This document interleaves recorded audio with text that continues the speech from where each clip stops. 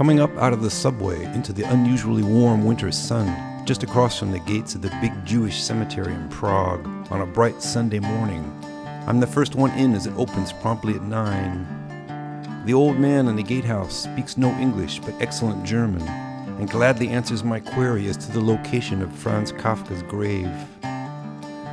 And I go walking down wide paths lined with neatly trimmed hedges and beds of ivy dappled with sun and jagged shadows from the still leafless trees.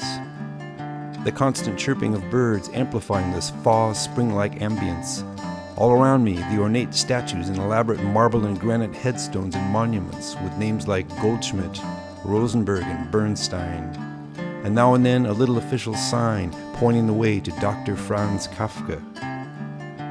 And finally I come around the last corner, and there just across from the cemetery wall is the Kafka family plot under a layer of white gravel with a granite obelisk and offerings of candles, dried flowers, and hastily improvised mementos, various trinkets and weathered pages of books with notes scrawled in Japanese, Spanish, and French.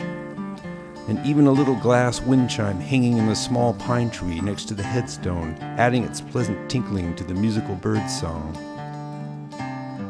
And the scene is so entirely different than what I'd been expecting. Neither gritty gray neo-realistic, nor film noir gloomy, nor lonesome foreboding grim, but rather like a pleasant spring day in the park, with twittering birds and the sun warm on my back under a bright blue sky. And I look down to where Kafka is presumably resting in peace under the gravel and earth, and suddenly have to wonder just what all that existential angst and inner turmoil was really about. Considering how benign and beautiful it all turned out to be, right here in the here and now.